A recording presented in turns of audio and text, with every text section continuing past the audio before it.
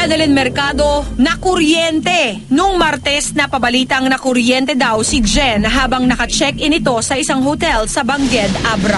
Umakyat raw sa Abra si Jen para sa isang show nung March 5. Ngunit naganap ang nasabing aksidente kinabukasan ng umaga nang maligo ito at gumamit ng portable water heater sa nasabing hotel.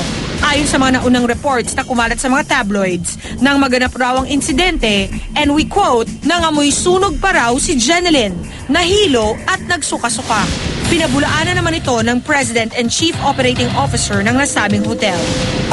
Allow me to apologize for in behalf of my hotel, Oval Era Hotel, where Jeneline Mercado had this unfortunate incident na nag-ground. Hindi naman siya nakuryente. Kung sana nakuryente siya, we would have gladly brought her to the hospital. She was even jolly when she left the hotel. Yung tubig, nabasa na siya, and then parang hinawakan yung tubig. Siyempre may kuryente yung tubig. It's not good naman na naririnig lang isang side.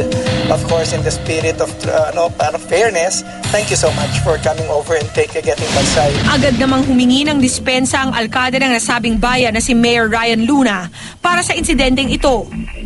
Nakapagsalita na ang kabilang panig. Ngayon, si Jeneline naman mismo ang maglalahad ng kanyang tunay na naranasan, ang naging reaksyon ng kanyang pamilya at ng kanyang special someone na si Luis Manzano. The truth as told by Jeneline Mercado. Live na live. Mga kapuso, marami po ang nagpanik noong isang araw nang kumalat ang balita na nakuryente nga si Miss Jeneline Mercado.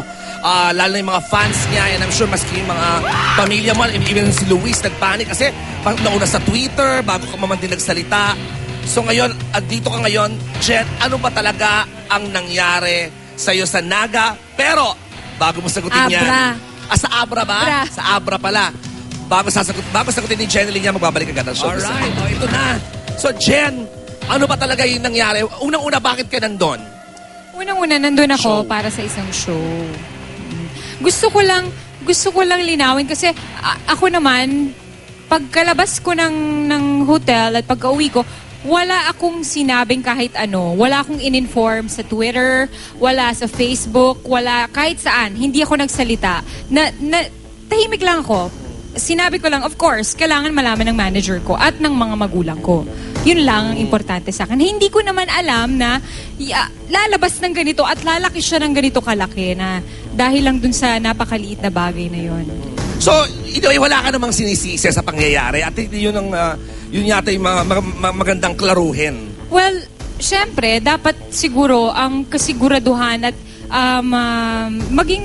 diba, kung mag-iimbita ng artista, syempre dapat, kumbaga parang, diba, comfortable ang place, maayos naman, at hindi ka madidisgrasya.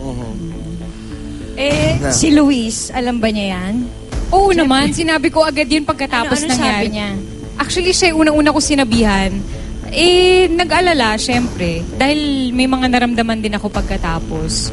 Oo nga, balita nga namin, talagang nag-amoy, siguro sa buhok yun, nag-amoy sunog yung katawan mo. Alam mo, Jen, galing din kasi ako doon. Tapos sumuka ka rin daw. Sumuka ako, tapos ginising ako ng madaling araw nang nagpalpitate ako, ganyan. So tinawagan ko agad yung yung cardio ko. Sabi ko, Dok, normal ba to? Sabi niya, hindi, within 24 hours, kung nararamdaman mo yan ng tuloy-tuloy, pwede kang possible na ma-cardiac arrest ka, ganyan. So, syempre nag-worry rin ako at ang pamilya ko, di ba baka mamaya bigla na lang ako mawala. So, nangyari, parang yung heater, tinest mo. Kasi alam ko, pwede naman talagang i-test yun, pwede diba? talagang i-test yun.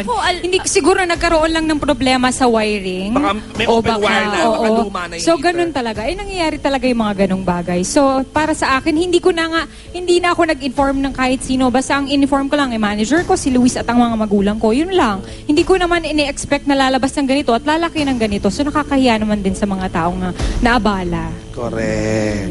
Maiba naman ako, no? Galing din kasi akong Abra. So, I think same hotel din tayo nung March 9.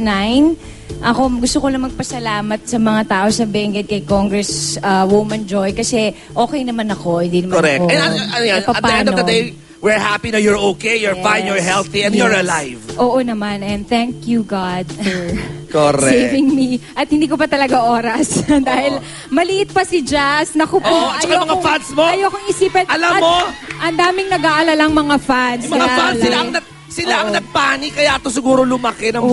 bongga. Ako naman hindi ba? Hindi ako sumasagot sa Twitter na okay ka lang na kunete. Anong nangyari? Wala akong sinasagot, wala akong kinento kahit ano sa Twitter. Dahil dyan ay...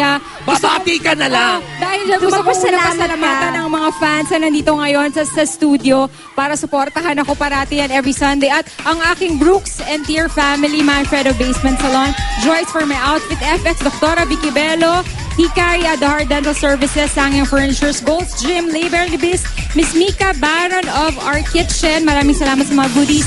John Versosa and Whoops, maraming salamat. Mga friends, impeach me on March 29 sa Zirko. Tawagan niyo po si Arlene. Sa March 29 to, ang number niya ay 0905-3495575. Ayan, yan po producer namin. And of course, pasalamatan ko si Mikey Andre for my outfit. And Ken Batino, Marco, Arnel Pitalbo, Type 1 Cars Pa, Ocean Nail Club, TJ Divina Gracia Optical Shop, Cathy Valencia, Dr. Steve Mark Gunn, Dr.